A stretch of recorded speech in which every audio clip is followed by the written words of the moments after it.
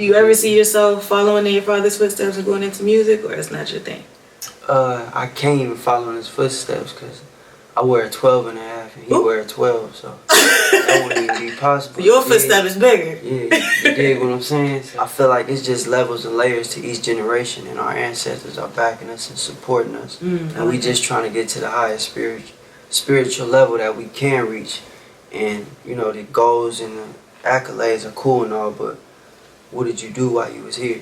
What's up, world? Your girl Bobby Penn hanging out here in Eugene, Oregon. This time I'm with Cordell Broadus. How you feeling? Ma'am. You feeling yourself? That's what it looked like. I am. We had fun, man. We out here in Eugene, Oregon. The Polaris ALL OUT ADVENTURE. Yeah. How was that today? It was fun. We had a great time. We was really getting a high adrenaline rush. Yeah. It was fun. You know, we had a lot of scenery. It was dope. I didn't think it'd be that dope. Are power sports your thing usually? You ride motorcycles, ATVs? I don't really like doing all that. But so this was a new experience? It was new, but I came in open-minded. It was real dope. I actually had a good experience when we went to go see that ocean. Yeah. And I put my feet in the water. It felt good. You felt spiritual connection? I did. I felt something. I honestly feel like I did too, so that's what's up. Exactly. So you were telling me earlier though, I didn't know that you had like all these other business ventures. You're into real estate. Tell me how you got interested in that. My grandpa been telling me since the 8th grade. Like, he got a phone when I was in 8th grade. He be calling me every weekend.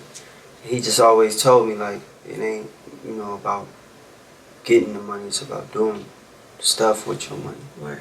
And, you know, it's one thing they can't make, and that's land. So, you know, having that's valuable in itself. So I just wanted to do something where I could see my return back. Because like when we doing these gigs and stuff, we getting paid. And then after that, bills need to be paid. It'll be a while before you get another gig. Yeah, bills need to be paid and stuff need to be paid. You want to buy this, you want to go here. This person need help. So, you know, that's an asset that'll bring more leverage and more control financially, more freedom control.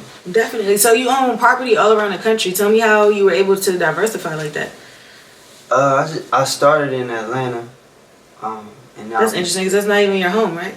Nah, but my grandpa live out there, so he the one. That's my mentor. He put me up on all this. So started in Atlanta. It was a good price. Got that, and now I got my eyes on the East Coast. And then we got some spots in Mississippi. It's just land, though. It's no properties. Okay, so plans in the works for sure. Yeah, I just started though, so I'm fairly new. I just been reading a lot on it. Okay. You know, trial and error and stuff like that. So that's cool to hear because we also saw you doing a little modeling. How did you get into that? Man, that shit was random. I don't know. Out of nowhere, people just started saying I look like that, and I was. You never saw that for yourself? I always wanted to be an actor. I wanted to be on TV. I wanted to be in movies and stuff like that and make movies. Yeah.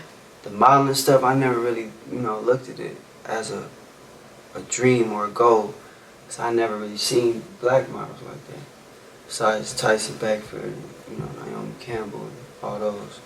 But, I don't know. The modeling stuff happened. I was at a party with Karuchi, and then her agent came up to me and was like, do you model? And I was like, nah, I don't.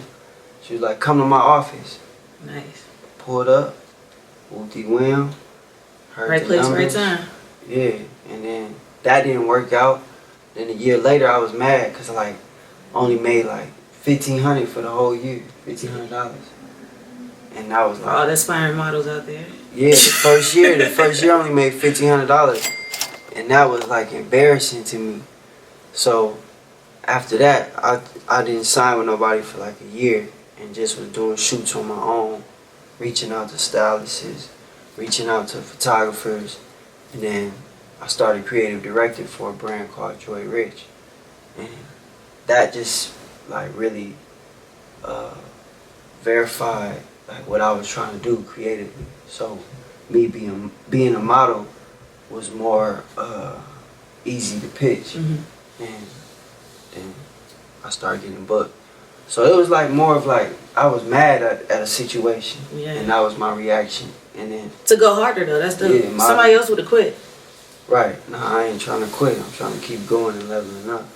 So yeah, that's how that came about. That's what's up. And I feel like modeling a lot of times open doors to acting. So are you still open to that? Yeah, definitely. That's something you're still aspiring to? Definitely. But the same way I did the modeling stuff, I want to do the acting stuff. Like be organic. Creating the situation and putting myself in there and then letting other brands see and then book. I want to do that with film. So like I like to write, I like to produce. So I want to do my own films and potentially have a role in it. You don't have to be the leading role, but like a significant role. You're a man of many talents. That's dope. The Shay was actually just saying that about Issa Rae and how a lot of times you got to create your own opportunity to grow. So right.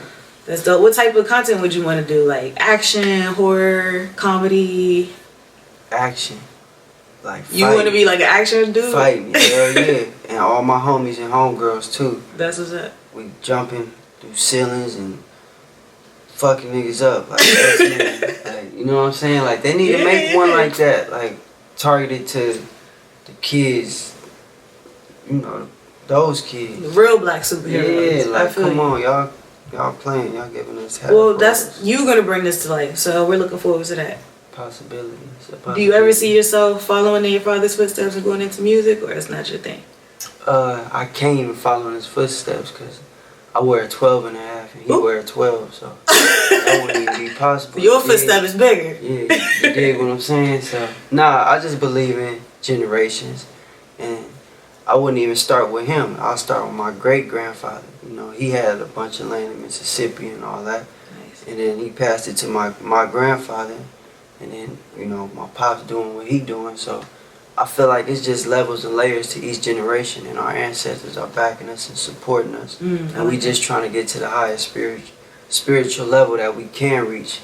And, you know, the goals and the accolades are cool and all, but what did you do while you was here? That's the bigger purpose. That dash between the date you were born and the date you died. That part. I like that, man. You're really insightful. How old are you? You're pretty young. You're deep. I'm old, but I'm young. Young OG. You know. Or anything else you're working on that we should keep an eye out for? I'm working on me. I'm bettering myself. You know. Doing the right thing. It's level up season, all 2020, right here. It's your girl Bobby Penn hanging out with Cordell, Eugene, Oregon. Keep it locked. Yes, sir. Thank you.